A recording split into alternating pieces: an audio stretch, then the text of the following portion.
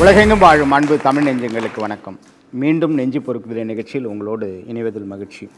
இன்றைக்கு கூட குறிப்பாக மாணவ சமுதாயத்திற்கு பயன்படுகின்ற வகையில் ஒரு தலைப்பை நாம் எடுக்க இருக்கின்றோம்.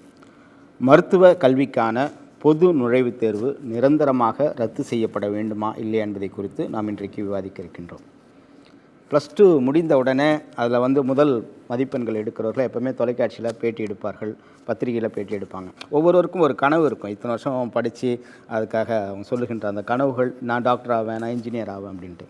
ஆனால் இந்த ஆண்டு அப்படி ஒரு பெண் பேட்டி கொடுக்குறார்கள். அந்த 10 ரேங்க்குள்ளே வந்த ஒரு பெண் சொல்லுகின்ற போது, டாக்டர் ஆகிடுவேன்னு தான் நினச்சி படித்தேன், பட் ஆனால் அந்த நுழைவுத் தேர்வு வரும்போது நான் என்ன ஆகுனே தெரியல அப்படின்ட்டு மாநிலத்திலேயே முதலாவது 10 இடத்திற்குள் வந்த ஒரு பெண்மணி பேட்டி கொடுக்கின்ற போது, இந்த நீட் என்கின்ற தேர்வு வைக்கின்ற போது எங்களுக்கு என்ன பண்ணுவது என்று தெரியவில்லை. பெற்றோர்களுக்கும் அதே கவலை இருக்கிறது. அப்போ இந்த பொது நுழைவுத் தேர்வில் என்ன மாதிரியான பிரச்சனைகள் இருக்கிறது என்று அவர்கள் கேட்கின்ற போது, சார் இது முழுக்க CBSE பாடத்திட்டத்தின் கீழ் இருக்கக்கூடிய ஒரு சிலபஸ். இது நாங்கள் ஸ்டேட் போர்டில் படித்தோம். இப்போ CBSEயில் வைக்கின்ற போது இந்த கேள்விகளுக்கு நாங்கள் பதிலளிப்பது மிகவும் கடினமாக இருக்கும். அடுத்தது கிராமப்புற மாணவர்கள் சொல்கிறாங்க, சார் இது ஆங்கிலத்தில் இருக்கும், ஹிந்தியில் இருக்கும்னு சொல்கிறாங்க. அப்போ நம்முடைய மொழி தேர்வில் நான் தமிழ் வழி கல்வியில் படித்தேன், அப்போ தமிழில் எழுதுகின்ற இந்த மாணவர்களுக்கு இது இன்னொரு மிக சிரமமாக இருக்கும். அடுத்தது இது எங்கே போய் பயிற்சி எடுக்கும்? மற்றதாவது ஒரு என்ட்ரன்ஸ் எக்ஸாமுக்கு இந்த மாதிரி இடத்துல ஒரு ட்ரைனிங் வைக்கிறாங்க. இப்போ புதிதாக அறிவித்ததுனால இதற்கான பயிற்சி வகுப்புகள் கூட எங்கேயுமே கிடையாது. இதற்கான புத்தகங்கள் எது வாங்குவது, இந்த தேர்வை எழுதுவதற்கு நாங்கள் என்ன பண்ணுவோம் என்பது மாணவர்களுக்கு ஒரு மிகப்பெரிய கேள்விக்குறியாக இருக்குது. அப்போ ஏன் திடீர் என்று இப்படி ஒரு சொன்னார்கள் என்று எதிர்க்கின்ற போது, இந்த வருடம் கிடையாது, அடுத்த வருடத்திலிருந்து இது செய்யப்படும் என்று சொல்கின்ற போது, அப்போ இது நிரந்தரமாக ரத்து செய்யப்பட வேண்டும் என்பதுதான் பலருடைய கோரிக்கையாக இருக்கிறது. உண்மையாகவே இந்த பொது நுழைவுத் தேர்வு ரத்து செய்யப்பட வேண்டுமா இல்லையா என்பதை குறித்து தான் நாம் இன்றைக்கு விவாதிக்க இருக்கின்றோம். இன்றைய நிகழ்ச்சிக்கு வந்திருக்கக்கூடிய சிறப்பு விருந்தினர்களை நான் உங்களுக்கு அறிமுகம் செய்து வைக்கின்றேன். மருத்துவ சங்கத்தினுடைய பொதுச் செயலாளர் திரு ரவீந்திரநாத் அவர்கள் நம்முடைய வந்திருக்கின்றார். பிஜேபியினுடைய தமிழக செய்தி தொடர்பாளர் திரு ராமசுப்ரமணியன் அவர்கள் நம்முடைய இருக்கின்றார். மகப்பேறு மருத்துவத்தில் சிறந்த நிபுணர், அது மட்டும் இல்லாமல் இந்த HIV AIDS இருக்கக்கூடிய அவேர்னஸ், விழிப்புணர்வு செய்யக்கூடிய விஷயங்கள் எல்லாம் செய்து கொண்டிருக்கக்கூடிய டாக்டர் பூங்கொழி அவர்கள் நம்முடைய இருக்கின்றார்கள்.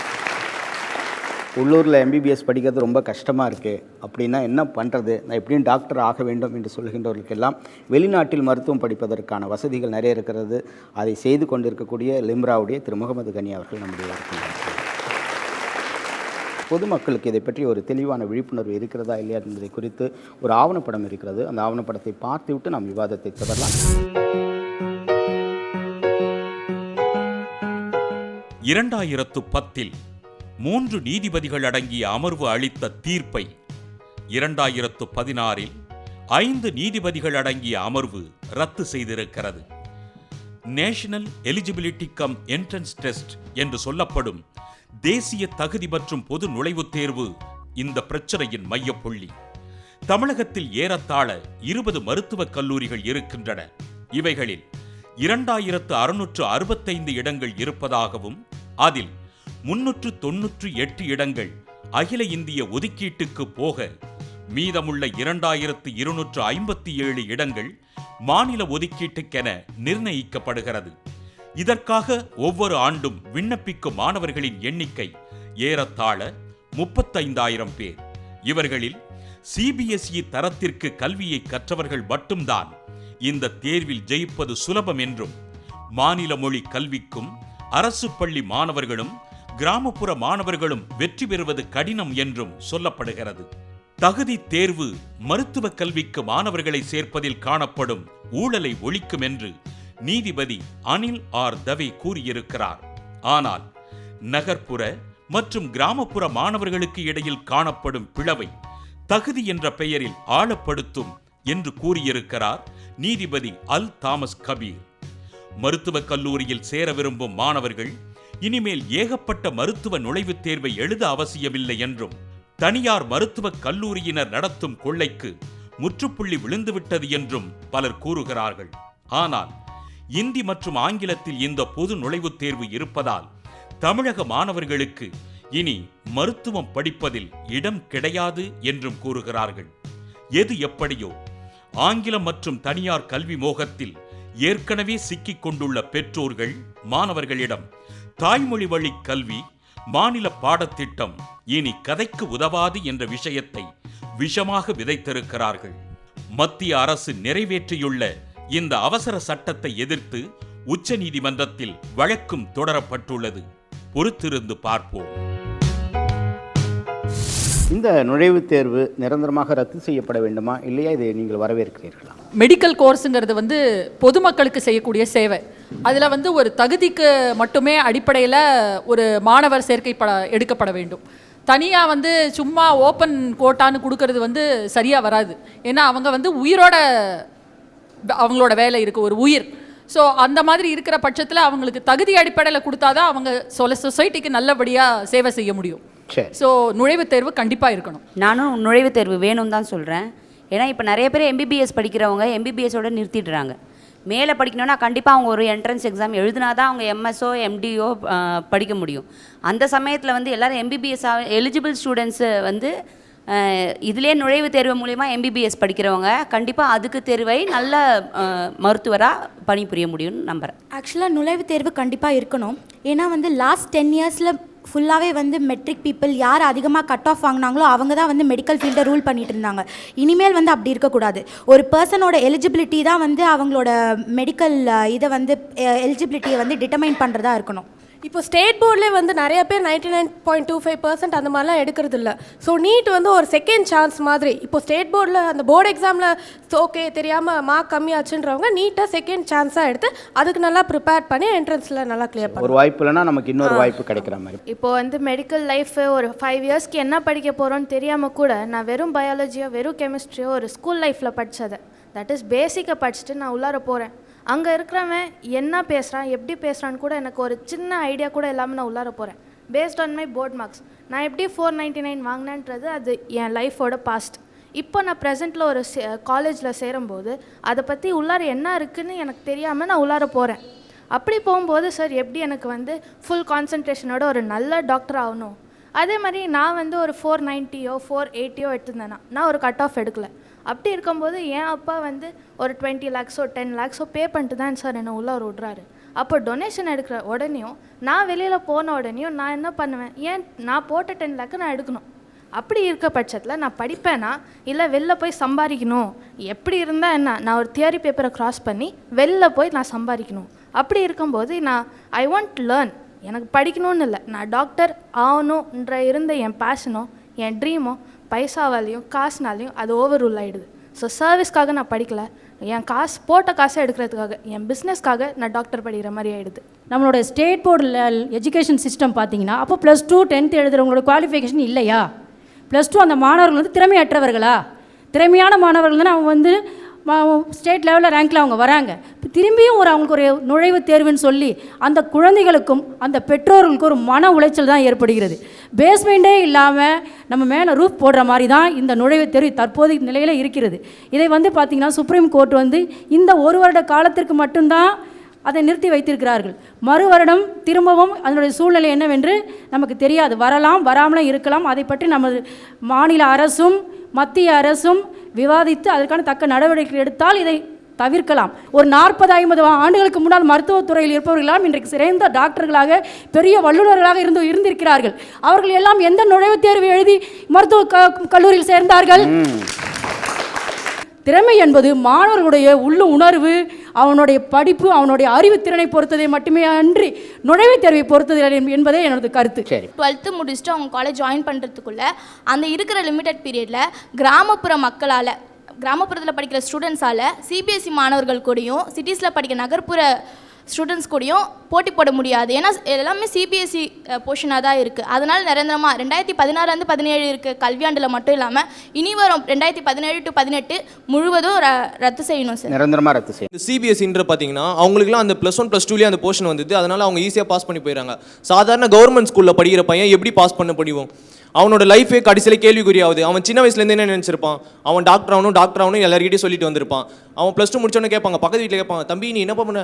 ஆண்டி நான் டாக்டர் ஆக போகிறேன். பக்கத்தில் அங்கே இங்கே கேட்பாங்க. அவன் என்ன சொல்லுவான், டாக்டர் ஆக போகிறேன்னு சொல்லுவான். கடைசி நேரத்தில் இந்த என்ட்ரன்ஸ் எக்ஸாமில் போய் பார்த்தா ஐயோ ஒன்றும் தெரியலையே, அங்கே போய் முழிச்சிட்டு இருப்பான். நம்ம லைஃபே போயிடுமோ, கடைசியில் போய் எங்கே முடியும்? அவன் லைஃப் எங்கே போய் முடியுது? ஒரு சூசைடில் போய் முடியும். கடைசியில் நம்ம நினைச்சதை நம்மளால படிக்க முடியலையே, சாதிக்க முடியலையே, அவன் மனசு வெம்பி கடைசியில் போய் அவன் சாவர நிலைமை வருது. அதனால இந்த என்ட்ரன்ஸ் எக்ஸாம் வேணான்னு சொல்கிறேன். சரி, இப்போ இந்த நீட் எக்ஸாம் போச்சு அப்படின்னா என்ன ஆகும் அப்படின்னா, மெடிக்கல் படிப்பு வந்து முழுக்க வந்து ஏழைங்களுக்கும் கிராமப்புறங்களுக்கும் கிடைக்காம போயிடும். எப்படின்னா, நான் வந்து திருச்சி பக்கத்தில் ஒரு கிராமம். இப்போ நீங்கள் நீட்டு கொண்டு வந்தீங்கன்னா, எங்களுக்கு எங்கள் ஊரில் அந்த நீட் எக்ஸாம் பற்றி யாருக்குமே தெரியாது. இப்போ அதை தெரிஞ்சுக்கணுன்னா திருச்சி போகணும். அது தினைக்கும் ஒரு 2 மணி நேரம் போயிட்டு வரணும். அப்பயே முடிஞ்சு போச்சு, வீட்டில் யாரும் அனுப்ப மாட்டாங்க. அது மாதிரி ஏழை கிராமப்புறத்து மாணவர்கள் படிக்க முடியாது. ஏழை மாணவர்கள் ஏன் படிக்க முடியாது? நீட் இது வரைக்கும் 12th வரைக்கும் நாங்கள் கவர்மெண்ட்டில் இலவசமாக படிச்சுட்டு வந்துடுறோம். இப்போ நீட்டு நீங்கள் கொண்டு வந்தீங்க அப்படின்னா, அந்த என்ட்ரன்ஸ் கோச்சிங்கு, அந்த கோச்சிங் படிக்கணும், அதுக்கான மெட்டீரியல்ஸ் வாங்கணும். ஏழைகளால் அந்தளவுக்கு எப்படி அஃபோர்ட் பண்ண முடியும்? Very good. ரொம்ப ப்ராக்டிக்கலான ஒரு விஷயம். இது மட்டும் இல்லாமல் முழுக்க மெடிக்கல் வந்து நகர்ப்புறத்துக்கு ஆயிடுச்சு அப்படின்னா, இப்போ ஒரு சிட்டிலேயே பிறந்து வளர்ந்து அவன் மெடிக்கல் படிக்கிறவன்ட்ட வந்து நம்ம வந்து நீ வில்லேஜில் போய் வேலை செய்ய அப்படி எதிர்பார்க்க முடியாது. நான் கிராமப்புறத்துலேருந்து வரேன், நான் படித்து முடிச்சுட்டு எங்கள் ஊரில் போய் கிளினிக் போட்டோம்னா கிராமங்கள் முன்னேறும். +2 வரைக்கும் அப்போ படிக்கிறது நோ யூஸா அப்படின்றது இங்கே எனக்கு ஒரு கேள்விக்குறியா இருக்குது. அப்போ அந்த தேர்வு எதுக்குன்னே ஒரு கேள்விக்குறி. ஆமாம், அப்போ +2 வரைக்கும் படிக்க வேண்டிய அவசியமே இல்லையே. +2 படிச்சுட்டு அவ்வளோ ஹை ரேங்க் மார்க் இது பண்ணிட்டு வரும்போது ஒரு மெடிக்கலுக்கு போயிட்டு ஒரு டாக்டர் ஆகணுன்றதுக்கு ஒரு என்ட்ரன்ஸ் எக்ஸாம் தான் டாக்டராக நிர்ணயிக்க போகுதா அப்படின்றது கிடையவே கிடையாது. அவனுடைய திறமை, அவன் அதுக்கப்புறம் படிக்கிறது அவனுடைய திறமையை பொறுத்து தான். அதுக்கப்புறம் அந்த 5 வருஷம் 4 வருஷம் கோர்ஸ் முடிச்சதுக்கப்புறம் தான் அந்த டாக்டருடைய அவங்கக்கிட்ட இருக்கிற ஸ்கில்ஸ் அண்ட் நாலேஜஸ்லாம் அப்போ தான் வெளியே வருமே தவிர ஒரு என்ட்ரன்ஸ் எக்ஸாம் வந்து ஒரு நிர்ணயிக்க போகிறதில்ல. என்ட்ரன்ஸ் எக்ஸாமை பொறுத்தளவு என்னை பொறுத்தளவில் அது தேவையில்லாத ஒன்று தான். இப்போ ஒரு மலை ஏறுற போட்டி வைக்கிறோம் அப்படின்னா, எல்லாத்தையுமே தரையிலிருந்து மலை ஏற சொல்லணும். 50 அடியோ 100 அடியோ எல்லாத்தையுமே ஒரே தளத்திலிருந்து அந்த போட்டி ஆரம்பிக்கணும். அது இல்லாமல் அதில் ஒருத்தர் வந்து தரையிலிருந்து அந்த மலையை ஏறுற மாதிரியும், இன்னொருத்தர் வந்து ஒரு 20 அடியோ 30 அடி ஆழத்திலிருந்து அந்த மலையை ஏறுற மாதிரியும் நம்ம ஒரு போட்டி வச்சோம்னா, அந்த போட்டியினுடைய இது வந்து எப்படி நியாயமாக இருக்கும்னு எனக்கு தெரியல. இதுதான் இப்போ ப்ரெசெண்டாக நீட் யூஜி கொண்டு வர்றதோட தற்போதைய நிலைமை வந்து இப்படி தான் இருக்குது.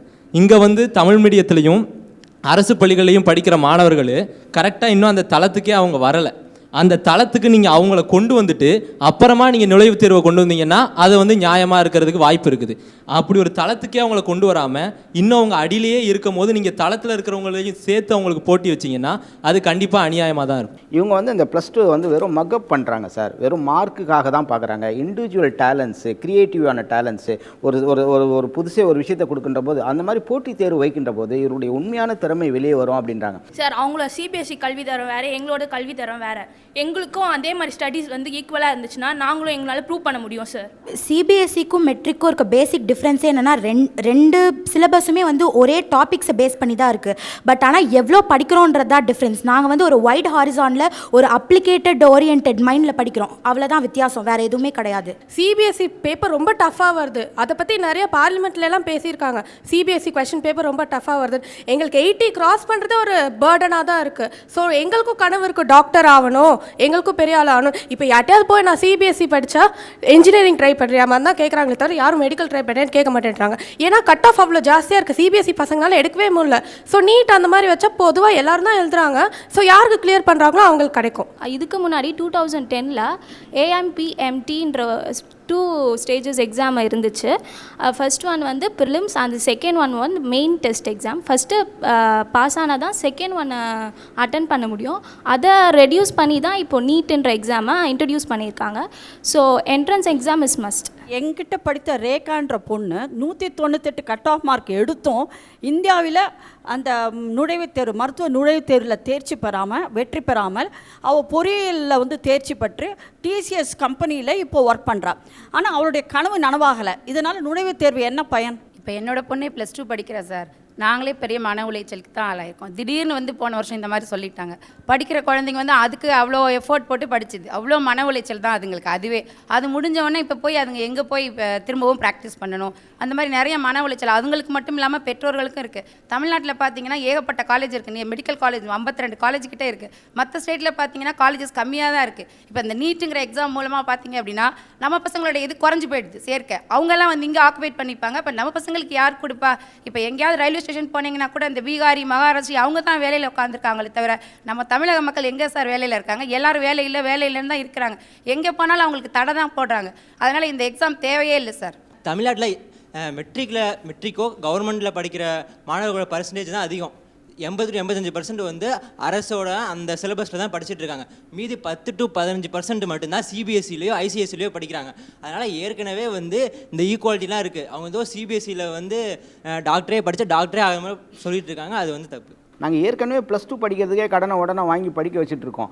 அதுக்கப்புறம் ஒரு என்ட்ரன்ஸ் எக்ஸாம் கிடைப்பான். இதே டைமில் என்ட்ரன்ஸ் எக்ஸாமுக்கு இவன் படிப்பானா இல்லை +2க்கு எக்ஸாமுக்காக படிப்பா? 2 பிரச்சனை இருக்குன்ற மாதிரி சொல்கிறாங்க. இப்போ பயாலஜி படிக்கிறவங்க எல்லாருமே டாக்டருக்கு படிக்கணும்னு மட்டும் படிக்கல, நிறைய மற்றவங்களும் தானே படிக்கிறாங்க. ஆனால் வந்து உண்மையாமே டாக்டர் ஆகணும்னு நினைக்கிறவங்க அவங்களோட அறிவை இன்னும் தானே வளர்த்து வச்சிருக்கணும். மற்றவங்களை கம்பேர் பண்ணும்போது அவங்களுக்கு அந்த அறிவு எழுதும் போது இதையும் நீங்கள் எழுதலாமே அப்படின்னு நீங்கள் சொல்ல வரீங்க. சார், இப்போ ஒரு வருஷத்தில் பார்த்தீங்கன்னா நம்ம தமிழ்நாட்டிலேயே ஆனுவலி 90 எக்ஸாம்ஸ் நடக்குது, 90 என்ட்ரன்ஸ் எக்ஸாம் நடக்குது இந்த மெடிக்கல் துறையில் அவங்க போகிறதுக்காகவே. இப்போ வந்து இந்த ஸ்டூடெண்ட்ஸ் வந்து அவங்க கூட சொன்னாங்க ஒரு நாள்லேயே இந்த மாதிரி 2-3 எக்ஸாம்ஸ் வச்சுருக்காங்கன்ட்டு. இப்போது முன்னாடி அந்த மாதிரி இருந்துச்சு, அப்போ அவங்களுக்கு இன்னும் தான் பேர்டன் அதிகமாகும். இப்போ இந்த ஒரே எக்ஸாம் வச்சிருக்கனால இதுக்கு மட்டும் அவங்க படித்து இதுக்கு மட்டும் அவங்க தேர்ந்தெடுத்து போனால் சரியாக இருக்கும். அவங்களுக்கு வந்து பேர்டனும் இதில் கொஞ்சம் குறையும், நிறைய எக்ஸாம்ஸ் எழுத வேண்டிய அவசியம் இல்லை, போர்ஷன் அவங்களுக்கு கன்ஃபியூஸ் ஆகாது. இதுக்கு முன்னாடி வந்து நிறைய என்ட்ரன்ஸ் எக்ஸாம் நடந்துட்டு இருந்தது உண்மை. இப்போ வந்து நீட் யூஜி அப்படின்னு சொல்லும் பொழுது எல்லா எக்ஸாமையும் காமனாக ஒன்றா வச்சுட்டாங்கன்னா பிரச்சனை இல்லை.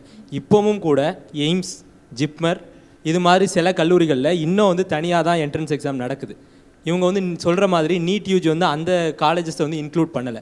அந்த காலேஜஸ் வந்து வெளியே தான் இருக்குது, அவங்க தனியாக தான் என்ட்ரன்ஸ் கண்டக்ட் பண்ணிட்டு இருக்கிறாங்க. என்னாலையும் படிக்க முடியும், என்னாலையும் இந்த டாக்டருக்கு வர முடியும் அப்படின்னு சொல்கிறவங்க கண்டிப்பாக எல்லா எக்ஸாம்லையும் எழுதலாம். இப்போ வந்துட்டு 10th நிறைய பேர் நிறைய மார்க்ஸ் ஸ்கோர் பண்ணியிருப்பாங்க. அப்போ அவங்க சொல்லுவாங்க நான் என்னால் கண்டிப்பாக 12th படிக்க முடியும். ஆனால் அவங்க கரெக்டாக 12th வந்து முடிச்சிட்ட பிறகு கம்மியான மார்க் தான் எடுப்பாங்க. அப்போ அவங்க எம்பிபிஎஸ்ஸை விட வேறு எதுக்காச்சும் கூட நிறைய இதுக்கு போகலாம்.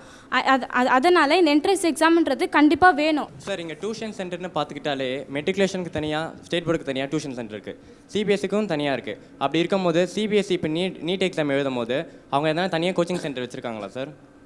சிபிஎஸ்சி இந்த மாதிரி நாங்கள் நடத்துகிறோம், என்ட்ரன்ஸ் எக்ஸாம் நடத்துகிறது அந்த மாதிரி தனியாக அப்படின்ட்டு. இது சிபிஎஸ்சிக்கு மட்டும்தான் அது வந்து ரொம்ப யூஸ்ஃபுல்லாக இருக்குமே தவிர மற்ற ஏழ்மையான மாணவர்களுக்கு யாருக்குமே அது ஈஸியாக இருக்காது அந்த எக்ஸாமினேஷன். மாநில அரசுக்கு 85% ஒதுக்கீடு இருக்கிறது இல்லையா? இப்போ வந்து மத்திய அரசு இப்படி அறிவித்ததுனால மாநில அரசுகளோட இடஒதுக்கீடில் மத்திய அரசு தலையிடுது அப்படின்ற மாதிரி ஒரு குற்றச்சாட்டு வருகிறது. அது உண்மையா? அரசாங்கம் இங்கே தமிழக அரசு எடுக்க வேண்டிய நடவடிக்கையில் அவங்க நேரடியாக தலையிட்டு வழிகாட்டல் செய்கிற மாதிரி ஆகி போகுது. இதில் ஒரே ஒரு விஷயத்தை பார்த்துக்கணுங்க, எல்லா துறைகளும் கல்வித்துறை அல்லது மெடிக்கல் எல்லாத்துலேயுமே டேக் தம் அண்ட் ட்ரெயின் தம்ன்றது பதிலாக ஏற்கனவே எல்லோரும் படித்து நல்லா உயர் மார்க் எடுக்கிறவங்கள தான் இந்த துறையில் போகிறாங்க. அப்படி இருக்கும்போது டேக் தம் ட்ரெயின் தம்ன்றது பதிலாக இவங்க வந்து கழிச்சு கட்டுறதுக்கு உண்டான ஏற்பாடாக தான் இது பார்க்க. பூங்குழலி மேடம், நீங்கள் உங்களுடைய கருத்துப்படி பொது நுழைவுத் தேர்வு வேண்டுமா வேண்டாமா? முதல்ல பார்த்தா அந்த பொது நுழைவுத் தேர்வு எழுதி தான் நான் வந்து மெடிசன் நான் சேர்ந்த காலத்தில் அது வந்து ஒரு பெரிய ஒரு மன உளைச்சல். ஏன்னா ஏற்கனவே இந்த +2க்கே வந்து நம்ம ஒரு கிட்டத்தட்ட ஒரு எல்கேஜியிலேருந்து இந்த +2 நோக்கியே நம்மளை பயிற்றுவிக்கிறாங்க. அப்போலேருந்து +2 படிக்கணும், +2ல் நல்ல மார்க் வாங்கணும், அப்படியே நம்மளை டியூஷன் அது இதுன்னு நம்ம +2 வரைக்கும் படித்து அந்த எக்ஸாம் எழுதி அப்பாடா நம்ம உட்கார்ற நேரத்தில் நம்ம தலைமையில் கொண்டு வந்து இந்த என்ட்ரன்ஸ் எக்ஸாமை வைக்கிறாங்க. என்ட்ரன்ஸ் எக்ஸாமுக்கு படிக்கிறதுக்கான ஒரு +2 படிக்கிறதுக்கு 1 வருஷம் கால இடைவெளி இருக்குன்னா என்ட்ரன்ஸ் படிக்கிறதுக்கு வந்து நமக்கு அதிகபட்சம் 2 மாதம் தான் டைம் இருக்குது. இதில் இப்போ இந்த லேட்டஸ்ட்டாக அந்த சிபிஎஸ்சி சென்ட்ரல் சிலபஸை பேஸ் பண்ணி இந்த எக்ஸாம் வைக்கிறப்ப இன்னொரு பிரச்சனை என்னென்னா இது டோட்டலாக இன்னொரு சிலபஸை வந்து இல்லை கொஞ்சம் அதிகப்படியான சிலபஸை வந்து புதுசாக பயில்ற மாதிரி இன்னொரு பிரச்சனை வருது. இது இந்த இரட்டை குவளை முனைக்கு சமானமாக இது போகுது நிஜத்தில் பார்த்தீங்கன்னா. அது ஒரு பக்கம். ரெண்டாவது ரொம்ப கஷ்டம். ரெண்டாவது இந்த என்ட்ரன்ஸ் கோச்சிங்கு போகிற மாதிரி திருப்பி இது வந்து நம்ம ரெகுலர் எக்ஸாம் ஃபார்மேட்லேருந்து டோட்டலாக டிஃப்ரெண்ட் ஃபார்மேட்டு. இதுக்காகவே நம்ம தனியாக ட்ரெயின் ஆக வேண்டியிருக்கு. இது நம்ம நகரப்புற படிக்கிற நமக்கே வந்து கஷ்டம்தான். நான் வந்து ஃபுல்லாக சிட்டியில் தான் படித்து வளர்ந்துருக்கேன், சென்னையில் தான். எனக்கே வந்து அந்த காலேஜ் ஸ்கூல் முடிச்சுட்டு என்ட்ரன்ஸ் படிக்கிறது வந்து பெரிய ரொம்ப ஒரு சவாலாக தான் இருந்தது. இன்னொன்று வந்து இது கொஞ்சம் உள்நோக்கி பார்த்தா ஒரு டுவர்ட்ஸ் சிபிஎஸ்சி எல்லா ஒரு இதையுமே கொண்டு போய் நகர்த்துற மாதிரி இருக்குது. ஒரு சென்ட்ரல் ஒரு ஸ்டேட், அப்போ எதுக்கு ஸ்டேட்டுக்கு ஒரு எக்ஸாமு, ஸ்டேட்டுக்கு ஒரு சிலபஸ், அதெல்லாம் எதுக்கு? மொத்தமாக அது எல்லாத்தையும் அபாலிஷ் பண்ணிவிட்டு மொத்தமாகவே ஒரு சென்ட்ரல் சிலபஸே வச்சுட்டு அதிலே எல்லாரையும் படிக்க வச்சுட்டு அதிலே இது பண்ணிக்கலாம். எதுக்கு? இந்தியா பார்த்தா வந்து இந்தியா வந்து நம்ம India is a united country, unity in டைவர்சிட்டின்னு பேசினா கூட அதோட அடிநாதம் வந்து யூனிட்டி இன் டைவர்சிட்டி. நம்ம வந்து ஒரு வேறுபட்ட மாநிலங்கள், வேறுபட்ட கல்ச்சர், மொழி சேர்ந்த மாநிலங்களோட ஒரு கூட்டமைப்பு தான் இந்தியா. ஸோ அப்படி இருக்கப்போ ஒரு இது ஸ்டேட்டோட சிலபஸும் இதுவும் அதை சார்ந்து தான் இருக்குது. ஸோ அதில் வந்து இது காம்ப்ரமைஸ் ஆகும் திருப்பி லாங்குவேஜ் வைக்காததுனால. இப்போ நீங்கள் தமிழ் கொண்டு வரணும், இதுக்கு போராடணும். இன்னும் தமிழை நிறைய ஆட்சி இடங்களில் கொண்டு வந்து வைக்கிறதுக்கே நமக்கு இன்னும் பெரிய சவாலாக தான் இருக்குது. ரெண்டாவது இன்னொரு முக்கியமான விஷயம், ஸ்டேட்டில் நமக்கு இன்றைக்கி அவைலபிள் வந்து 2000 சொச்சம் சீட்டுகள் தான் மெடிக்கல் சீட்டு. இதில் அவங்க ஏற்கனவே நிறையா பேசிட்டாங்க. 15% வந்து சென்ட்ரல் கோட்டாக்கு போகுது. மிச்சம் இருக்க 85% தான் இங்கேருந்து படித்து அப்ளை பண்ணுறவங்களுக்கே இருக்குது. இதுக்கு மேலே திருப்பி கொண்டு போய் அவங்கள கொண்டு வந்து போட்டால் நம்ம இப்போ தேசிய அளவில் நம்ம ஏற்கனவே பார்க்குறோம் இந்த IIT IIM எல்லாம் வந்து இந்த காமன் என்ட்ரன்ஸில் தான் போகுது. இதில் என்ன மாதிரியான மாணவர்கள் சேர்ந்திருக்காங்க? இந்த IIT IIM போன்ற உயர்கல்வி அமைப்புகள் வந்து என்ன மாதிரியான மாணவர்களோட ஒரு கலவையாக இருக்குது அப்படிங்கிறத எடுத்து பார்த்தோன்னா நாளைக்கு மெடிக்கல் எஜுகேஷனும் இதே மாதிரி போயிடும். இது ஒரு முக்கியமான விஷயம். இது நம்ம கண்டிப்பாக தெரிஞ்சுக்கணும். நாளைக்கு இது வந்து ஒரு அன்டியூ அட்வான்டேஜை வந்து நம்ம ஒரு செக்ஷன் ஆஃப் த சொசைட்டிக்கு திருப்பி தூக்கி கொடுக்க போகிற மாதிரி ஆகிடும். இது ஒன்று. இந்த மாதிரி இதில் வந்து நிறைய சிக்கல்கள் இருக்குது. அவங்க சொன்னாங்க மெட்ரிக் வந்து மனப்பாடம் பண்ணி எக்ஸாம் எழுதுகிறாங்கன்னு. நாளைக்கு நீங்கள் 10 என்ட்ரன்ஸ் வச்ச உடனே அதில் இருக்க கொஸ்டின் பேங்கை மனப்பாடம் பண்ணி தான் 11வது என்ட்ரன்ஸ் எழுதுவாங்க. இதில் ஒன்றும் உங்களுக்கு மாறுபாடே கிடையாது. அப்புறம் என்ட்ரன்ஸ் வந்து it is not an aptitude test. நீங்கள் எல்லாம் திருப்பி சொல்கிறீங்க அதை தான். ஏன்னா ஒரு மருத்துவம் வந்து நோபல் ப்ரொஃபஷன், அதெல்லாம் மறுக்க முடியாதது. ஆனால் வந்து என்ட்ரன்ஸ் டெஸ்ட்டு வந்து ஒரு மதிப்பெண் அளவு தான். இந்த மதிப்பெண் அடுத்து இது இன்னொரு மதிப்பெண் அளவு, அவ்வளோதானே. அது வந்து மெடிசனுக்கான ஒரு ஆப்டிடியூட் டெஸ்ட்டா? இவர் வந்து ஒரு நல்ல மருத்துவராக இருப்பார் அப்படிங்கிறதுக்கான ஆப்டிடியூட் டெஸ்ட்டா? அப்படியே இருந்தாலும் நீங்கள் எதுக்கு ஒரு மெட்ரிகுலேஷன் படித்து நல்ல மார்க் வாங்கினவங்கள வந்து கொஞ்சம் மட்டம் தட்டி பேசுகிற மாதிரி இருக்குது நீங்கள் பேசுகிறது. அவங்க எவ்வளோதான் 199 மக்கப் பண்ணியே கூட வாங்கியிருக்காங்கன்னு வச்சுக்கோங்க. 199 வாங்கியிருக்காங்க தானே.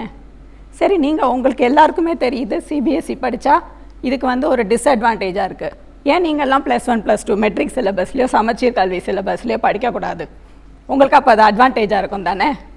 உங்களுக்கே அதோட அட்வான்டேஜஸ் தெரியுது.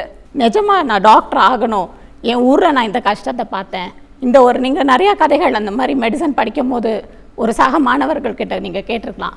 எங்கள் ஊரில் இந்த ஒரு அக்கா பிரசவத்தப்போ செத்து போயிட்டாங்க, இவர் நெஞ்சு வலி வந்து ஆஸ்பத்திரிக்கு கொண்டு போகிறதுக்கு முன்னால் இறந்து போயிட்டார். ஸோ இந்த மாதிரி இருக்கவங்களோட கனவுகள் வந்து போய் நீங்கள் சொன்ன மாதிரி ஒரு நர்சிங் ஹோம் வச்சுருக்கவங்களோ ஒரு ஹாஸ்பிட்டல் வச்சுருக்கவங்களோ அவங்களோட மெயின்டெனன்ஸுக்கு படிக்கிற ஒரு துறையாக மெடிசன் மாறி போயிடும். Thank you madam. கணேஷ் சார், முதல்ல இந்த பொது நுழைவுத் தேர்வை இந்தியாவில் நடக்கக்கூடியதை நீங்கள் வந்து வரவேற்கிறீங்க இல்லையா? ஒரு வேளை இப்படி கிடைக்கல என்று சொன்னால் வெளிநாட்டு கல்வி அதுலேயும் இந்த மாதிரி நுழைவுத் தேர்வு இருக்கா? அதில் முக்கியமாக நீங்கள் அங்கே படிச்சிட்ட பிறகு இங்கே வந்து மறுபடியும் படிக்கணுன்றாங்களே, அது எந்த அளவுக்கு உண்மை? இன்றைக்கி வந்து இந்த நீட் எக்ஸாம் என்ன கேட்டால் அது வேணும்னு தான் சொல்லுவேன். ஏன்னா வந்து பார்த்திங்கன்னா இது வந்து ரொம்ப ஒரு முன் அறிவிப்பு வந்து பெருசாக வந்து ஸ்டூடெண்ட்ஸ்க்கு கிடைக்கல. குறிப்பாக வந்து அவங்க 12th எக்ஸாம் முடிச்சதுக்கப்புறம் ஒரு ஹாலிடே பிரேக்கில் இருக்கிற அந்த நீட் எக்ஸாம் வந்து அவங்க கொண்டு வந்தாங்க.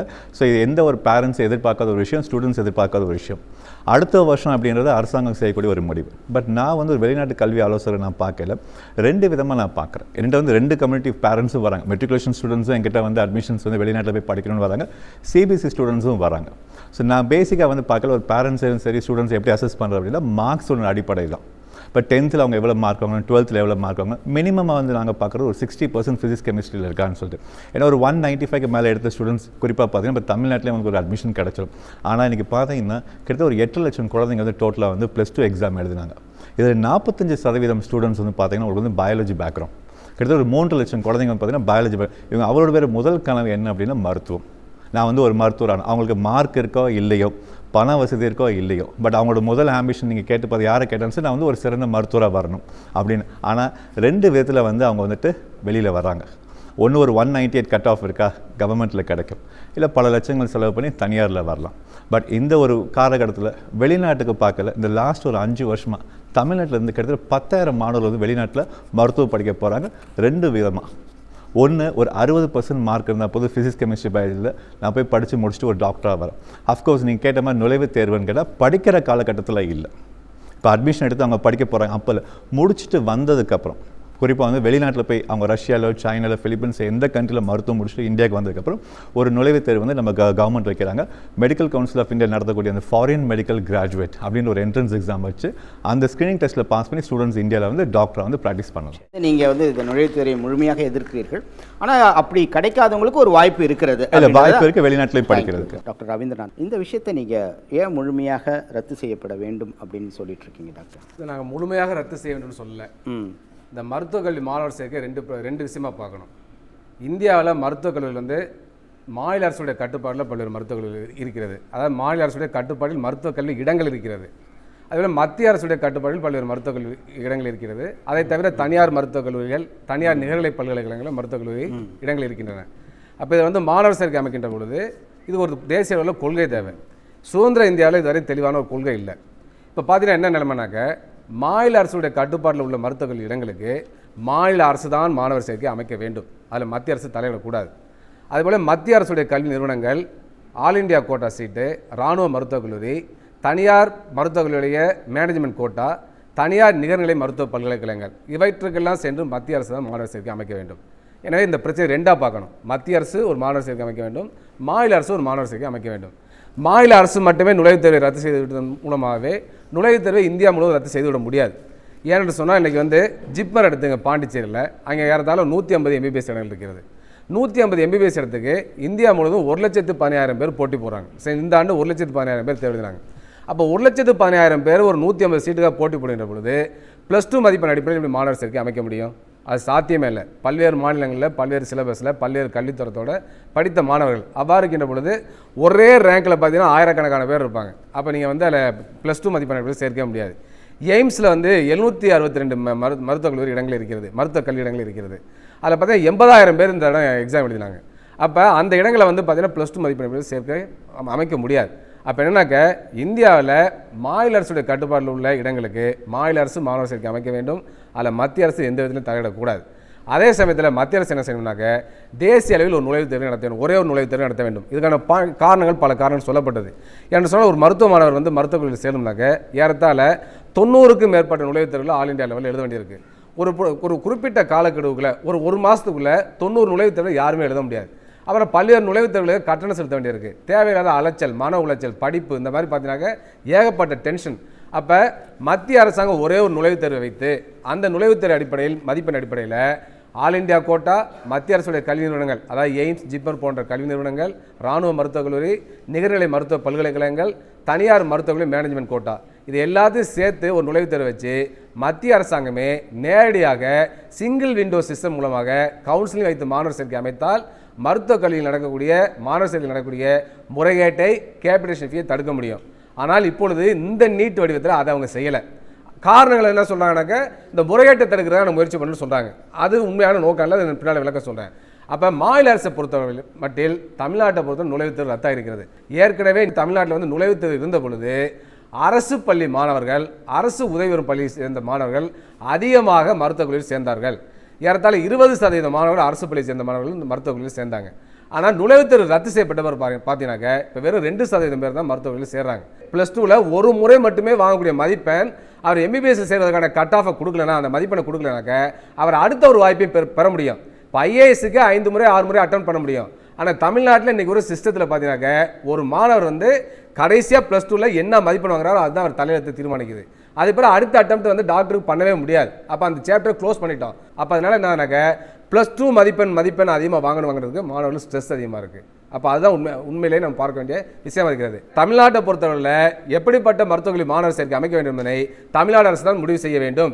அதில் மத்திய அரசு தான் நடத்தக்கூடிய நுழைவுத் தேர்வை திணிக்கக்கூடாது. அவ்வாறு திணித்தால் அது இந்தியாவின் கூட்டாட்சி கோட்பாட்டுக்கும் மாநில அரசு உரிமைகளுக்கு எதிரானது. மத்தியில் இருக்கக்கூடிய பிரதமராக மரியாதைக்குரிய நரேந்திர மோடி அவர்கள் நீட் வந்து குஜராத்தி மாணவர்களுக்கு எதிரானது, இது வந்து மாநில அரசு உரிமைகளுக்கு எதிரானது, கூட்டாட்சி கோட்பாடு கடுமையாக எதிர்த்தார். அதே மத்திய அரசு தான் இன்னைக்கு நீட்டை வந்து ஆரிக்குது. அப்போ மாநிலத்தில் முதலமைச்சராக இருக்கின்ற பொழுது மாநில உரிமைகளுக்காக குரல் கொடுப்பதும், மத்தியில் பிரதமராக ஆன பிறகு மாநில உரிமைகளை காலில் போட்டு நசுக்குவதும் தான் பிஜேபியுடன் இன்னைக்கு வந்து கொள்கையாக இருக்கிறது. இன்னைக்கு வந்து MBBS மருத்துவக் கல்லூரியில் மட்டுமல்ல, எல்லா படிப்புகளையும் தேசிய நுழைவுத் தேர்வு வந்து பூத்துறதுக்கு பிஜேபி முயலுது. இன்னைக்கு பார்த்தீங்கன்னாக்க பல செய்தித்தாளில் செய்தி வந்திருக்கு, காம்ப்ரிஹென்சிவ் பிஎட் படிப்புக்கு ஆல் இண்டியா லெவலில் நுழைவுத் தேர்வு கொண்டு வரப்போம்னு சொல்லிட்டு இன்னைக்கு மத்திய மனிதவள மேம்பாட்டுத்துறை அமைச்சர் வந்து அறிவிச்சிருக்காங்க. ஏற்கனவே பொறியியல் கல்லூரியில் ஆல் இண்டியா லெவலில் நீட்டு மாதிரியே ஒரே நுழைவுத் தேர்வு நடத்த போறோம்னு சொல்லி அறிவித்திருக்கிறார்கள். அதே மாதிரி பிகாம் BSc படிப்பு கூட தமிழ்நாட்டில் சேரணும்னாக்க அகில இந்தியாவில் நடத்தக்கூடிய நுழைவுத் தேர்வு எழுதி தான் நீங்கள் வந்து மாணவர் சேர்க்கை அமைக்க சொல்லி பிஜேபி அரசு கொண்டு வருது. அப்படின்னாக்க மாநில அரசுகளுக்கு உயர்கல்வியில் இருக்கக்கூடிய உரிமையை மத்திய அரசு முழுமையாக பறிக்கிறது. இதை ஏற்றுக்கொள்ள முடியாது. நாங்கள் ஊழல் முறையீட்டை தடுக்கிறதுக்கு நாங்கள் வந்து முயற்சி செய்யணும்னு சொல்றாரு. இன்றைக்கு இருக்கக்கூடிய நீட் முறையில் நிச்சயம் முடியாது. ஏன்னா இப்போ என்ன சொல்றாங்க, நாங்கள் தேர்வு நடத்துவோம், மதிப்பெண் பட்டியல் டீம்டு யூனிவர்சிட்டி கொடுத்துருவோம், மாநில அரசு கொடுத்துருவோம், அவங்க ரேங்க் லிஸ்ட்டை தயார் பண்ணி அவங்க மாணவர் சேர்க்கை அமைக்கலாம்னு சொல்றாங்க. இப்போ நீங்கள் வந்து மதிப்பெண் பட்டியலை டீம் யூனிவர்சிட்டி கொடுத்தாக்க நீங்கள் நீட்டில் பாஸ்னு கொடுப்பீங்க. அவன் என்ன செய்வான், ஃபர்ஸ்ட் ரேங்க் செகண்ட் ரேங்க்லாம் வாங்கி வந்து சீட்டை கொடுக்க மாட்டான். ஏன் அதிகமாக சூட்கேஸ் நிறையா பணத்தை கொடுக்குறானோ அவனுக்கு தான் கொடுப்பான். கேட்டால் அவன் வரலேம்பா. நீங்கள் என்ன சொல்கிறீங்க, உங்களுடைய மெரிட் லிஸ்ட் படி போடலாம் சொல்ல, நீட்டில் பாஸ் பண்ணியிருக்கணும், அவ்வளோதான். அதுக்கு அடுத்த விஷயம், இந்த ஊழல் முறைகேடு கேபிடேஷன் ஃபீ வர்த்தகமயமாதை தடுக்கணும்னு சொல்கிறாங்க. இதே பிஜேபி ஒரு வாரத்துக்கு முன்னாடி என்ன செய்யிருக்குனாக்க, மத்திய மக்கள் நல்வாழ்வுத்துறை அமைச்சகம் எம்சிஐக்கு ஒரு தாக்கீது அனுப்பிச்சிருக்கு. அதாவது ஒரு அறிவுறுத்தல் செஞ்சிருக்கு. என்னன்னாக்க, இந்தியாவில் இந்திய மருத்துவ கவுன்சில் தான் இந்தியா முழுவதும் மருத்துவக் கல்லூரி ஆரம்பிப்பதற்கு அனுமதி வழங்கணும். அதுக்கான விதிமுறைகள் இருக்கு, யாரெல்லாம் மருத்துவக் கல்லூரி ஆரம்பிக்கலான்னு. அப்போ எம்சியுடைய ஆக்ட் படி பார்த்தீங்கன்னாக்க, இந்தியாவில் மத்திய அரசு ஆரம்பிக்கலாம், மாநில அரசு ஆரம்பிக்கலாம், ட்ரஸ்ட் ஆரம்பிக்கலாம், சொசைட்டி ஆரம்பிக்கலாம். இதை தவிர யாருமே மருத்துவக் கல்லூரி ஆரம்பிக்க முடியாது. ஆனால் 10 ஆண்டுகளுக்கு முன்பாக ஒரு திருத்தம் கொண்டு வந்து இந்தியாவில் இருக்கக்கூடிய தொழில் நிறுவனங்கள், லாபம் ஈட்டும் தொழில் நிறுவனங்களும் மருத்துவக் கல்லூரி ஆரம்பிக்கலாம்னு சொல்லி எம்சியில் விதிமுறை மாற்றம் செஞ்சாங்க. அப்போ ஃபார்மசூட்டிக்கல் கம்பெனி ஆரம்பிக்கலாம், பெரிய பெரிய தனியார் நிறுவனங்கள் ஆரம்பிக்கலாம், யார் வேணாலும் மருத்துவக் கல்லூரி ஆரம்பிக்கலாம். இந்த விதிமுறை 10 ஆண்டுக்கு முன்னாடி கொண்டு வரப்பட்டது. ஆனால் விதிமுறையில் என்ன சேர்க்கப்பட்டதுனாக்க, அதில் கமர்ஷியல் பர்பஸ் இருக்கக்கூடாது, வணிகமயமாக்கல் இருக்கக்கூடாது, அவ்வாறு இருந்தால் அனுமதி ரத்து செய்யணும்னு சொல்லி சொன்னாங்க. இப்போ ஒரு வாரத்துக்கு முன்னாடி இவங்க என்ன சொல்லியிருக்காங்கனாக்க, அந்த வணிகமயமாக்கல் இருக்கக்கூடாதுங்கிற சரத்தை நீக்கி விடுங்கள்னு சொல்லி இந்திய மருத்துவ கவுன்சில் கொடுத்துருக்காங்க. நீங்கள் வணிகமயமாக்கல் எதுக்குறீங்க, ஊழல் எதுக்குறீங்க, முறைகேட்டு எதுக்குறீங்க, அப்படியே அதை நீக்கிறீங்க. அப்போ என்ன அர்த்தம் அது? அப்போ எப்படி கேபிடேஷன் தடுக்க முடியும்? அப்போ வணிகமயமாக்கல் என்பது இருப்பதனால தான் தனியார் நிறுவனங்கள் மருத்துவ கல்லூரி ஆரம்பிக்க மாட்டேங்கிறாங்க. அதனால அதை நீக்கணும்னு சொன்னாக்க அதுக்கு என்ன அர்த்தம் என்பதை நண்பர் வந்து எனக்கு சொல்ல வேண்டும். அதனால பிஜேபி மாநில அரசியல் உரிமையை பறிப்பதற்கான முயற்சி எடுக்குது. மறைமுகமாக ஒரே தேசம் ஒரே தேர்வு என்ற அந்த இந்துத்துவ சித்தாந்தத்தை இந்த தேர்வு முறையில் வந்து திணிக்கிறாங்க. அதுக்கடுத்து என்னக்க, இந்த தேர்வு நடத்துவதே மிகப்பெரிய கார்பரேட்டுகள் லாபம் வந்து மாநில அரசு போய்விடக்கூடாது. இப்போ என்னன்னாக்க, ப்ரோமெட்ரிக் என்ற நிறுவனமோ டிசிஎஸ் என்ற நிறுவனம் தான் இந்தியா முழுவதும் மருத்துவக் கல்லூரிக்கான நுழைவுத் தேர்வு நடத்துறாங்க. கோடிக்கணக்கான ரூபாய் ஒவ்வொரு நாளும் அவங்க சம்பாதிக்கிறாங்க. அப்போ மாநில அரசுகள் நடத்துகின்ற பொழுது அந்த மாநில அரசுகள் வந்து அந்த கான்ட்ராக்ட் போட்டு நடத்துறாங்க. இதே அந்த நுழைவுத் தேர்வு வந்து மத்திய அரசு ஒருமுகப்படுத்தி நடத்துகின்ற பொழுது நேரடியாக கான்ட்ராக்ட்லாம் மத்திய அரசு போயிடுது. அப்போ கோடிக்கணக்கான ரூபாய் வந்து கொள்ளையடிக்க முடியும், ஷேர் பண்ணிக்க முடியும், பங்கு போட்டுக்க முடியும். அதுக்கான யுத்திகள் அடங்கியிருக்கிறது. இந்த தேர்வு என்பதிலேயே மிகப்பெரிய வணிகம் இருக்கிறது என்பதை நான் குற்றச்சாட்டாக வைக்கிறேன். சரி, அவர் மாநிலத்தில் முதல்வராக இருக்கின்ற போது இதே நீடை வந்து எதிர்த்துட்டு இப்போ வந்து பிரதம மந்திரியான உடனே இதை அக்செப்ட் பண்ணுறார் என்பது முதல் குற்றச்சாட்டு. அடுத்து, மாநிலத்தினுடைய உரிமைகளில் மத்திய அரசு தலையீடு இருக்கிறது அப்படின்ற மாதிரி. பாரதிய ஜனதா கட்சியை பொறுத்த வரைக்கும் இந்த இப்போ சமீபத்தில் நடந்த அந்த நீட் எக்ஸாம் வேணுமா வேண்டாமான்னு இன் பிரின்சிபல் நாங்கள் இதை கொண்டு வந்ததே கிடையாது. இது காங்கிரஸ் ஆட்சியில் இருக்கும்பொழுது இதை கொண்டு வந்தது, அது கண்டினியூ ஆச்சு. அதை யார் சொன்னாங்கன்னா, சுப்ரீம் ரெவ்யூ பெட்டிஷன் போட்டது அவங்க பீரியடில். இப்பொழுது அந்த ஜட்ஜ்மெண்ட் அந்த based on that review petition தான் இப்போ வந்திருக்கின்றது. ஆகவே சுப்ரீம் கோர்ட்டில் இந்த மாதிரி ஒரு டெசிஷன் வந்திருக்கின்றது. இரண்டாவதாக, மாநில அரசுகளுடைய விஷயத்தில் மத்திய அரசு தலையிடுகிறதுங்கிறாரே கிடையாது. மத்திய அரசுகிட்ட இப்போ நிறைய பேர் முறையிட்டாங்க. இது தமிழகம் மட்டும் அல்ல, பல மாநிலங்கள் நிறைய பேர் முறையிட்டாங்க. இந்த தடவை வேண்டாம், ஏனென்றால் நீங்கள் ஹிந்தியிலையும் ஆங்கிலத்திலையும் மட்டும்தான் நீங்கள் இந்த என்ட்ரன்ஸ் எக்ஸாம் நடத்தணும்னு சொல்கிறீங்க. எங்கள் குறிப்பாக மகாராஷ்டிரா, அங்கே ஆள்றது யாருன்னா பிஜேபி. ஆகவே அவர்கள்லாம் கூட சொன்னாங்க, தயவுசெய்து எங்களுக்கு எந்தெந்த மாநிலத்தில் என்ன மொழி வழியாக இருக்கோ அதை நாங்கள் நடத்துவதற்கு எங்களுக்கு உரிமை தரணும். இப்போ ஐஏஎஸ்லாம் அது மாதிரி நடந்து கொண்டிருக்கின்றது. அதெல்லாம் பரிசீலனை செய்தான் ஒரு ஆர்டினன்ஸ் கொண்டு வந்தாங்க. அந்த ஆர்டினன்ஸை நிறுத்துறதுக்கும் ஒரு முயற்சிகள் நடந்து, நல்ல வேளை அந்த சுப்ரீம் கோர்ட்டில் அந்த ஆர்டினன்ஸ் தடை செய்யவில்லை. இந்த கேஸ் நடந்து கொண்டிருக்கு, அது வேறு விஷயம். ஆனால் இப்போ அட்மிஷன்ஸ்லாம் ஓவர். அடுத்தது, திரு மோடி அவர்கள் எதிர்த்தார்கள் என்றார். அதுதான் ஆரம்ப குற்றச்சாட்டு, நீங்களும் சொன்னீங்க. இப்போ நான் என்ன சொல்கிறேன்னா, இந்த நீட்டுங்கிற எக்ஸாம் கூடாது அப்படிங்கிறத மாதிரி அவர் சொல்லுகின்றார் என்றால், இப்போ அகில இந்த அளவில் நீட் எக்ஸாம் வந்து வேண்டும் என்று சொல்லும்பொழுது இது வந்து ஒரு மாநிலத்தினுடைய உரிமையை பறிப்பதாகவோ அதில் மூக்க நுழைக்கிறதாகவோ அர்த்தம் அல்ல.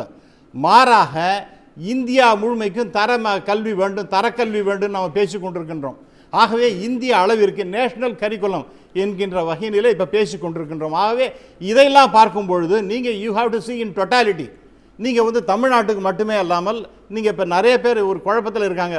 மெட்ரிகுலேஷன் ஸ்டேட் போர்டு அதெல்லாம் கிடையாது சார், எல்லாமே ஸ்டேட் போர்டு தான்.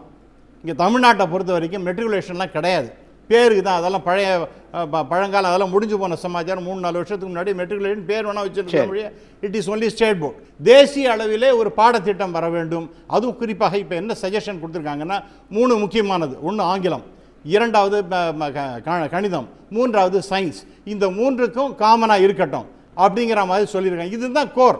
இந்த கோர் சப்ஜெக்ட்டுக்கு அகில இந்திய அளவில், மற்றதெல்லாம் தமிழ் எப்படி ஒன்றா இருக்கட்டும், ஹிஸ்ட்ரியில் வந்து அதுலேயும் என்ன சொல்கிறாங்கன்னா தேசிய அளவில் இருக்கக்கூடிய சில விஷயங்கள், இப்போ இண்டிபெண்டன்ஸ்னு இருக்குது, அதெல்லாம் பற்றி நம்ம தெரிஞ்சுக்கணும் நம்ம குழந்தைகள்.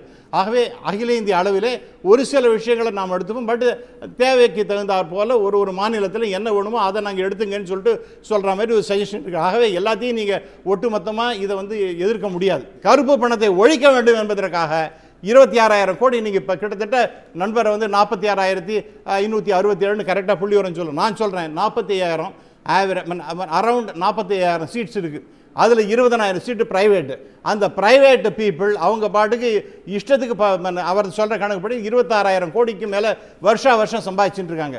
அப்போ ஒரே ஒரு என்ட்ரன்ஸ் எக்ஸாம் வச்சு அதில் வந்து நாம் அதனால எல்லா இடத்துக்கும் இப்படி நீங்கள் சொல்லுங்கள் சஜஷன். சரி, அதாவது பேஸ்ட் ஆன் நோ ரேங்க் பேசிஸில் நீங்கள் எனக்கு அட்மிஷன் கொடுக்கணும் அப்படின்னு சஜஷன் சொல்லுங்கள். நீங்கள் இப்போ எடுத்த உடனே ஒன்றுமே நடக்காது, பாஸ் பண்ணினா உடனே கொடுக்கலாம், அப்போ மறுபடியும் பொட்டியை தூக்கின்னு போகணுன்னு நீங்களா ஏன் கற்பனை பண்ணுறீங்க?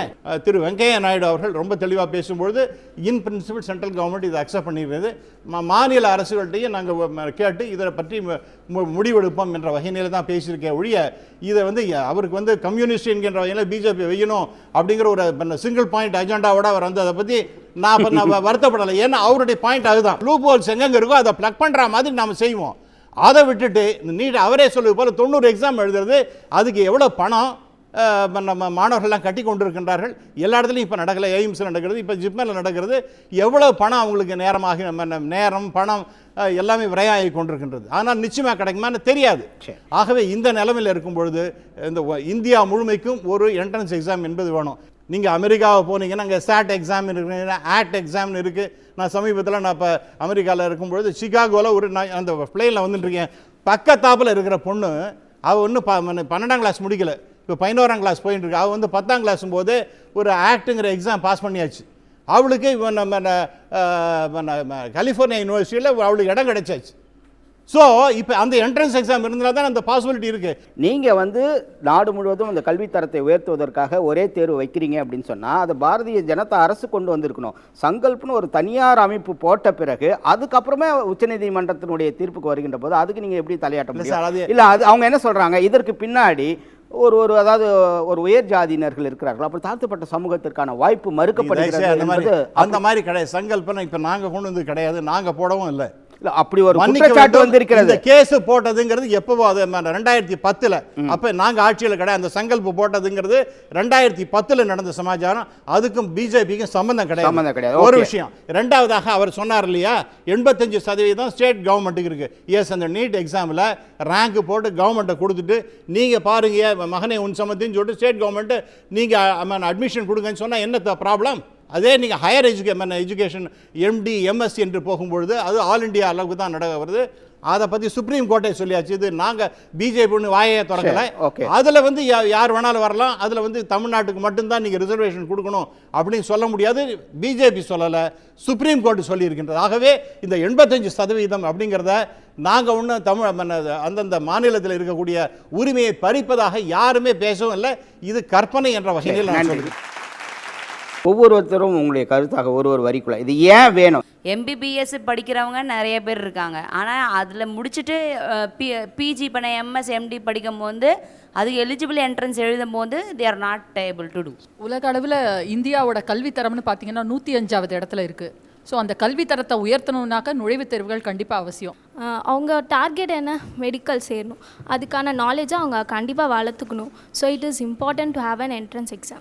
டிசர்விங் அண்ட் குவாலிஃபைடு கேண்டிடேட்ஸ் கிடைப்பாங்க, நல்ல டாக்டர்ஸ் கிடைப்பாங்க. ஸோ டிசர்விங் குவாலிஃபைட் ஸ்டாண்டர்டான ஆட்கள் கிடைப்பாங்க என்ட்ரன்ஸ் தான். சார், இன்னைக்கு 25% வந்து போலி டாக்டர்ஸால் சாகுறவங்க தான் இருக்காங்க. ஸோ இந்த நுழைவுத் தேர்வு மூலமாக அவங்கள வந்து தடுக்கலாம். 25% டெத்து குறையும். இந்த எக்ஸாம் எழுதுகிற மூலிமா அவங்களோட நாலேஜ் நல்லா வளர்த்துக்கலாம். போலி டாக்டர்ஸ் நிறைய தவிர்ப்பாங்க. மார்க்ஸ் தான் இம்பார்ட்டன்ட் அப்படின்ற போது CBSEக்கு எங்களுக்கு போர்ஷன்ஸ் டஃப்பாக இருக்கும். மெட்ரிக் கம்பேரிட்டிவாக டஃப்பாக இருக்கும் எங்களுக்கு போர்ஷன்ஸ். அதனால நாங்கள் மார்க் வாங்குறதும் கொஞ்சம் கம்மியாக தான் இருக்குது. ஸோ மெட்ரிக் வந்து ஈஸியாக அவங்களுக்கு கொஞ்சம் சீட் கிடைக்குது முன்னாடிலாம். இப்போ நீட் வந்ததுனால எப்படி சொல்கிறது, ஆன் மெரிட் பேசிஸ் வந்து அவங்க அட்மிஷன்ஸ் தரதுனால சிபிஎஸ்சிக்கும் சான்ஸ். எலிஜிபிலிட்டியும் நாலேஜும் தான் சார் டிட்டர்மைனிங் ஃபேக்டராக இருக்கணும் கண்டிப்பாக. It should be a profession by service. So அந்த டொனேஷன் கொடுத்து சேராமல் இருக்கிறதுக்காக நீட் வேணும். வெளியில் வந்த உடனேயுமே 12th படிச்சிரு, மார்க் வாங்கிடு, மார்க் வாங்கினா எல்லாம். ஸோ சார் அப்படி ஒரு ஸ்டீரியோடிபிக்கலான ஒரு தாட்டை மாற்றணுன்னா இப்படி ஒரு என்ட்ரன்ஸ் எக்ஸாம் வச்சாகணும். எஜுகேஷன் வந்து ரொம்ப எளிய முறையில் கொடுக்கறதுக்கு மேக்ஸிமம் முயற்சி பண்ணலாம். ஒரு வழியாக வந்து 198 கட் ஆஃப் மார்க் வாங்கி எல்லாம் நாங்கள் சாதிச்சிட்டோம் அப்படின்னு இப்போ பேரண்ட்ஸும் ரொம்ப ஹாப்பியாக இருக்குச்சு. ஒரு என்ட்ரன்ஸ் டெஸ்ட் வச்சனாக்கா அவங்களுக்கு நிச்சயமாக அது ஒரு கஷ்டமாக தான் இருக்கிறது. இதன் மூலமாக கட் ஆஃப் பேஸ் பண்ணி போகிறதுனால அவங்களுக்கு வந்து நாலேஜ் இல்லைன்னுலாம் சொல்ல முடியாது சார். இப்போ எங்கள் ஸ்கூல்லே படித்த பையன் அங்கே போயிட்டு கோல்டு மெடலிஸ்ட்டாக தான் வந்திருக்கான். அந்த மாதிரி இங்கே வந்து சாதாரணமாகவும் போயிடல பிள்ளைங்க, நல்லா படித்து நல்லா பண்ணி தான் நாலேஜோடு தான் போகிறாங்க. அதுக்கு முன்னாடி நீட் எக்ஸாம் எழுதாத பழைய டாக்டர்ஸ்லாம் இருக்காங்க. இப்போ பார்த்தீங்கன்னா டாக்டர் ரிட்டைர்மெண்ட் ஏஜ் வந்து எக்ஸ்டெண்ட் பண்ணியிருக்காங்க. அப்போ அவங்களாம் நீட் எக்ஸாம் எழுதி வந்ததுனால தானா? இல்லையே. ஃப்ரம் த பிகினிங்லேருந்து அந்த வாய்ப்புகளுக்கும் அந்த நாலேஜுக்கும் அந்த ப்ளஸ் டூலேயே நம்ம கொடுத்து ஒரு சமச்சீர் கல்வியை நம்ம கொடுத்துமேனா என்ட்ரன்ஸ் எக்ஸாம் தாராளமாக வச்சுட்டு போகலாம், யார் ஒன்றாலும் எழுதலாமே. இப்போ சிபிஎஸ் படிச்சுட்டு வராங்க, அவங்களுக்கு எல்லாமே தெரியுது. இப்போ கவர்மெண்ட் ஸ்கூலில் படிச்சுட்டு போயது ரொம்ப கஷ்டமாக இருக்குது. சிபிஎஸ்சிக்கு மட்டும் வாய்ப்புகள் அதிகம் தான் பேசிகிட்டு இருக்கோம். கிராமப்புறத்தை ரூரல் அர்பன் ரெண்டுத்துலேயும் இருக்க ஸ்டூடெண்ட்ஸ்க்கு வாய்ப்புகள் அதிகமாக கிடைக்கும் சார். ரத்து செஞ்சோம். என்னை பொறுத்தவரையும் என்ட்ரன்ஸ் எக்ஸாம் தேவையில்லை. எல்லோரும் சொல்லும்போது அடிஷ்னல் பேர்டன் தான். கூடுதல் சுமை. யுனைடெட் ஸ்டேட்ஸ்ன்னு சொல்கிறாங்கல்ல, அமெரிக்கா, அவங்க கூட இந்தியா இன்னும் ஈக்குவலாக தான் இருக்கா சார். அதே மாதிரி தான் சார் அவங்க சிபிஎஸ்சி, அவங்களுக்கு அந்த இது கொஞ்சம் ஈஸியாக தான் இருக்கும். நாங்கள் ஸ்டேட்டு கவர்மெண்ட்டில் இந்த இதுலேருந்து தான், நீங்கள் கவர்மெண்ட்டு மெட்ரிக்குன்னு பிரித்து பேசாதீங்க, ஸ்டேட்டுன்னு தான் சொல்கிறீங்க. எங்களுக்கும் அவங்களுக்கும் ஈக்குவலாக இருக்கிறது தான் அமெரிக்காவுக்கும் இந்தியாவுக்கும் இருக்க ஈக்குவல் சார். அது எப்போ சரியாகுதோ இதுவும் சரியாகும் சார். மருத்துவக் கல்விக்கான நுழைவுத் தேர்வை வந்து நிரந்தரமாக ரத்து செய்யணும்னு அவசியம் இல்லை. இப்போ தற்காலிகமாக ரத்து செஞ்சுட்டு 1ஆவது வகுப்பில் இருந்து இந்தியா முழுவதும் காமனான ஒரு சிலபஸை கொண்டு வந்து எல்லாரும் வந்து அந்த இதில் வந்து ஒரு தளத்துக்கு வந்த அப்புறம், ஒரே தளத்துக்கு வந்த அப்புறம் நுழைவுத் தேர்வை கண்டிப்பாக நம்ம கொண்டு வரலாம். நுழைவுத் தேர்வு அவசியம் இல்லை. படிக்கும்போதும் அப்டேஷன் பண்ணிக்கினே போகலாம், வேலைக்கு சேர்ந்த பிறகும் அப்டேஷன் பண்ணிக்கினே போக வேண்டிய அவசியம் இருக்குது. தேவையான அளவுக்கு டாக்டர் போனால் இந்த குறைகள்லாம் இல்லாமல் ஏராளமான டாக்டர் உருவாக்கணுன்ற அந்த சேவையை மையப்படுத்தும் போது அரசாங்கம் செய்ய வேண்டிய கடமையாக மாறும். சிலபஸ் எல்லாருக்கும் ஒரே மாதிரி கொண்டு வந்ததுக்கப்புறம் வந்து நுழைவுத் தேர்வு வச்சா கரெக்டாக இருக்கும். டாக்டர் குவாலிஃபைடு அந்த என்ட்ரன்ஸ் எக்ஸாமில் மட்டும் நம்ம சொல்லிட முடியாது. என்ட்ரன்ஸ் எக்ஸாம் பாஸ் பண்ணிட்டானா அவர் குவாலிஃபைடு டாக்டர் ஆகிடாரு, போலி டாக்டர் உருவாகிறதுக்கான சூழ்நிலை வந்து அமையாது அப்படின்றாங்க. அப்போ என்ட்ரன்ஸ் எக்ஸாம் பாஸ் பண்ணுறவங்க வந்து குவாலிஃபைடு டாக்டர் அமைஞ்சிருவாங்களா அப்படின்றது என்னோட கேள்வி. அதனால் மருத்துவ கல்விக்கான நுழைவுத் தேர்வு நிரந்தரமாக இந்த நீட் எழுதுனா அந்த தகுதி அவனுக்கு வந்துடுது அப்படிங்கிறாங்க. ஒன்று சொல்கிறேன், இந்த நீட்டில் வந்து மல்டிபிள் சாய்ஸ் கொஸ்டின்ஸ் தான். அதாவது 4 ஆப்ஷன் கொடுத்துட்டு ஏதாச்சும் ஒன்று டிக் பண்ணும், கண்ணை மூடிட்டு ஏபிசின்னு அடித்து பாஸ் ஆகிறதுக்கு சான்ஸ் இருக்குது. அது சும்மா காமெடி தான் சொன்னேன். எதுக்கு அப்படின்னா நீட்டிலையும் குறைபாடுகள் இருக்குது. கணேசார், உங்களுடைய கருத்தா? ஒருவேளை இந்த நுழைவுத் தேர்வு வைக்க வேண்டும் அப்படின்னு ஒரு கட்டாயம் வந்தால் இவங்க சொன்ன மாதிரி அந்த ஒரு காமன் சிலபஸ் வச்சுட்ட பிறகு வைக்கலாம் அப்படின்ற மாதிரி ஒரு விஷயங்கள். ப்ரோக்ராம் வந்து ஒரு அவேர்னஸ் ப்ரோக்ராமாக இருக்குன்ற, ஏன்னா வந்து 3 பேர்டையும் பார்க்கலாம். ஒரு ஸ்கூல் நடத்தக்கூடிய ஒரு நிறுவனத்துக்கு ஒரு அவேர்னஸாக இருக்கும், ஒரு பேரண்ட்ஸ்க்கு ஸ்டூடெண்ட்ஸ்க்கு. இப்போ இருந்து அடுத்த வருஷம் கண்டிப்பாக அந்த நீட் இருக்க போகுதுன்னா அடுத்து இந்த ஒரு வருஷம் டைம்லையாவது இந்த ஸ்டூடெண்ட்ஸும் பேரண்ட்ஸும் இந்த ஸ்கூல் டீச்சர்ஸும் சேர்ந்து ப்ரிப்பேர் பண்ணால் யூஸ்ஃபுல்லாக இருக்கும். அஃப்கோர்ஸ் இது வந்து கவர்மெண்ட் தான் முடிவு பண்ணணும். பூங்குழலி மேடம் சொல்லுங்கள். திருப்பி இது ஒரு ரீஅசஸ்மெண்ட்டு, ஒரு டெஸ்ட்டு ஒரு சிலபஸில் திருப்பி இன்னொரு டெஸ்ட் அதே சிலபஸில். அது எப்படி இந்த டெஸ்ட்டு தாழ்ந்தியாது, இது எப்படி உயர்வானதுன்னு நம்ம சொல்ல முடியும்னு சொல்ல முடியாது. இந்த நுழைவுத் தேர்வுகளில் வந்து தேவையில்லாத ஸ்ட்ரெஸ்ஸை இது பண்ணிவிட்டு இன்னமும் இதில் படித்தவங்களும் சிபிஎஸ்சி படித்து நுழைவுத் தேர்வில் அவங்களுக்கு நிறையா வாய்ப்பு கிடைக்குதுங்கிறது தான் இதில் கண்கூடாக தெரியுது. ஸோ அவங்களுக்கு இது நிறையா வாய்ப்பு கிடைக்கிறதுக்கான ஒரு இதாக நகர்த்தலாம் வந்து இதை நகர்த்தி கொண்டு போகிறாங்க. இப்போ ஸ்டேட்டோட சீட் பூலில் வந்து தேவையில்லாமல் இதை வந்து டைல்யூட் பண்ணுறாங்க. அதனால் இந்த நுழைவுத் தேர்வுகள் வந்து தேவையில்லாத விஷயம். தேங்க்யூ. நாடு முழுவதுக்கும் ஒரே சிலபஸ் கொண்டு வந்த பிறகு வைக்கலாம் என்பது கிராமப்புற மாணவர்கள் கூட ஒத்துக்கொள்கின்ற போது அரசு இதனுடைய தலையீட்டு செய்து இதுக்கு என்ன பண்ணலாம் அப்படின்னு உங்களுடைய சஜஷன் சொல்லுங்கள். இப்போ சமீபத்தில் சுப்பிரமணியம் கமிட்டி அப்படிங்கிறது எஜுகேஷன் பற்றி இதை தான் சொல்லியிருக்காங்க. மெயினாக ஒரு நாடு முழுவதுக்கும் ஒரே விதமான கல்வி திட்டம் வரணும் அப்படிங்கிறது எல்லாத்தையுமே இல்லை.